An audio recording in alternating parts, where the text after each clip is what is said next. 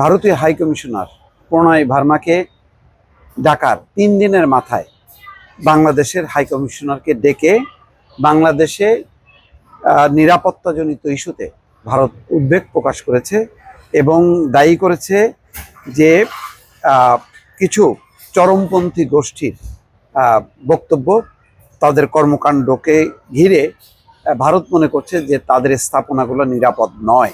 তার মানে হচ্ছে এইটা কিন্তু একটা কি বলবো, রেড সিগন্যাল না বললেও গ্রিন সিগন্যাল, সবুজ সংকেত কিন্তু দিল। বলেছে বাংলাদেশের ক্রম অবনতিশীল নিরাপত্তা পরিস্থিতি নিয়ে নয়া দিল্লির গভীর উদ্বেগ জানাতে তাকে ডাকা হয়েছিল, রিয়াজ হামিদুল্লাহকে।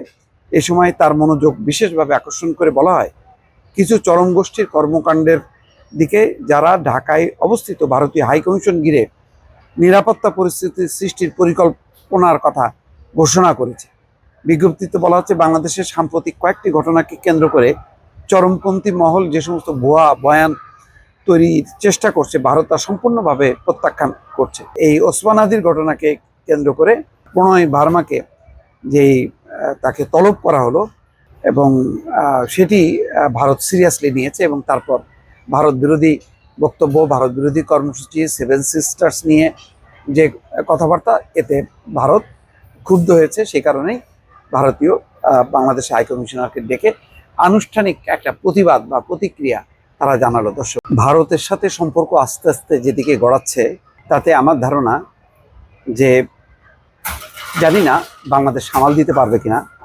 সামাল দিতে না পারলে নির্বাচনের আগে বাংলাদেশ যথেষ্ট বেকায়দায় পড়বে। খেয়াল করেন যে ভারতীয় হাইকমিশনার প্রণয় ভার্মাকে ডাকার ৩ দিনের মাথায় বাংলাদেশের হাইকমিশনারকে ডেকে বাংলাদেশে নিরাপত্তাজনিত ইস্যুতে ভারত উদ্বেগ প্রকাশ করেছে এবং দায়ী করেছে যে কিছু চরমপন্থী গোষ্ঠীর বক্তব্য, তাদের কর্মকাণ্ডকে ঘিরে ভারত মনে করছে যে তাদের স্থাপনাগুলো নিরাপদ নয়। তার মানে হচ্ছে এইটা কিন্তু একটা কি বলবো, রেড সিগন্যাল না বললেও গ্রিন সিগন্যাল, সবুজ সংকেত কিন্তু দিল।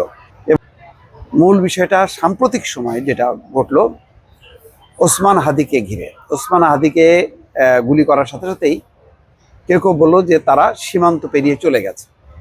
ডাকা হলো ভারতীয় হাইকমিশনার প্রণয় ভার্মাকে, বলা হলো যদি ভারতে পৌঁছায় এই হত্যা চেষ্টাকারীরা, তাদেরকে যেন গ্রেপ্তার করে বাংলাদেশের কাছে ফেরত দেওয়া হয়। আর একটা শেখ হাসিনা এবং আসাদুজ্জামান কামালের ব্যাপারে তাদেরকে ফেরত পাঠানো হলো এবং শেখ হাসিনার বক্তব্য বন্ধ করার মানে অনুরোধ করা হলো। ওই দিনই কিন্তু ভারত প্রতিক্রিয়া জানিয়েছে, বলেছে যে বাংলাদেশের পরিস্থিতি অস্থিতিশীল, এটা চায় না, বরং তারা চায় নির্বাচন চায়। এরপর 3 দিনের মাথায় ডাকা হলো। বোঝা যাচ্ছে যে সর্বদলীয় যে প্রতিবাদ সমাবেশে 7 সিস্টার্সকে নিয়ে আসনাত আবদুল্লাহ কিছু বক্তব্য দিয়েছে। আরও কেউ কেউ বলেছে ভারতকে দাঁত ভাঙা জবাব দেওয়ার কথা বলা হয়েছে, ভারতকে রুখে দেওয়ার কথা বলা হয়েছে এবং লাশের বদলে লাশ, এই সমস্ত বক্তব্যে ভারত সম্ভবত চিন্তিত হয়েছে বা উদ্বেগ প্রকাশ করেছে, অথবা এই বক্তব্যগুলোকে তারা ইস্যু করেছে। এর মধ্যে কোনো কোনো সংগঠন ভারতীয় হাইকমিশন ঘেরাওয়ের কর্মসূচি দিয়েছে। ফলে আজকেই যেটি ঘটেছে, দুইটা একসাথে ঘটেছে। একটা হলো ভারতীয় ভিসা সেন্টার একেবারে বন্ধ করা হয়েছে, কবে খুলবে বলা হয়নি। অন্যদিকে নয়াদিল্লিতে বাংলাদেশ হাইকমিশনার তাকে তলব করা হয়েছে এবং আজকে 12টার দিকে রিয়াজ হামিদুল্লাহকে ভারতীয় পররাষ্ট্র মন্ত্রণালয় তলব করেছে। তলব করে তারা পুরো বিষয়টা ব্যাখ্যা দিয়েছে। বলেছে বাংলাদেশের ক্রম অবনতিশীল নিরাপত্তা পরিস্থিতি নিয়ে নয়া দিল্লির গভীর উদ্বেগ জানাতে তাকে ডাকা হয়েছিল, রিয়াজ হামিদুল্লাহকে। এ সময় তার মনোযোগ বিশেষভাবে আকর্ষণ করে বলা হয়, কিছু চরম গোষ্ঠীর কর্মকাণ্ডের দিকে যারা ঢাকায় অবস্থিত ভারতীয় হাইকমিশন ঘিরে নিরাপত্তা পরিস্থিতি সৃষ্টির পরিকল্পনার কথা ঘোষণা করেছে। বিজ্ঞপ্তিতে বলা হচ্ছে, বাংলাদেশের সাম্প্রতিক কয়েকটি ঘটনাকে কেন্দ্র করে চরমপন্থী মহল যে সমস্ত ভুয়া বয়ান তৈরির চেষ্টা করছে, ভারত তা সম্পূর্ণভাবে প্রত্যাখ্যান করছে।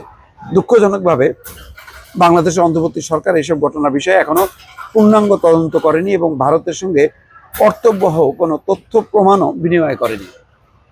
তারা বলতে চাচ্ছে যে ভারতে যে পালিয়ে গেছে তার তথ্য প্রমাণ হাজির না করেই কেন ভারতের দিকে মানে আঙুল তোলা হচ্ছে যে ভারতের সাথে জড়িত।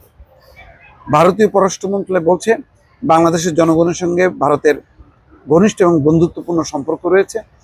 এর ভিত্তি গড়ে উঠেছে মুক্তিযুদ্ধের সময়কার সংগ্রামে, যা পরবর্তী সময়ে বিভিন্ন উন্নয়নমূলক এবং জনগণের সঙ্গে জনগণের যোগাযোগমূলক উদ্যোগের মাধ্যমে আরও সুদৃঢ় হয়েছে।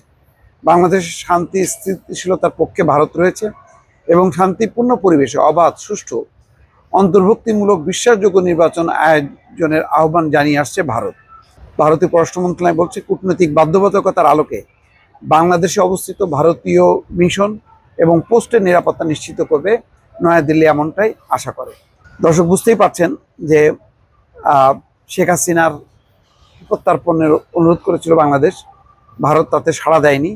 এটা নিয়ে এমনিতেই মানে কূটনৈতিক সম্পর্ক তলানিতে। তার মধ্যে এই ওসমান হাদির ঘটনাকে কেন্দ্র করে প্রণয় ভার্মাকে যেই তাকে তলব করা হলো এবং সেটি ভারত সিরিয়াসলি নিয়েছে এবং তারপর ভারত বিরোধী বক্তব্য, ভারত বিরোধী কর্মসূচি, সেভেন সিস্টার্স নিয়ে যে কথাবার্তা, এতে ভারত ক্ষুব্ধ হয়েছে। সেই কারণেই ভারতীয় বাংলাদেশ হাই কমিশনারকে ডেকে আনুষ্ঠানিক একটা প্রতিবাদ বা প্রতিক্রিয়া তারা জানালো। দর্শক।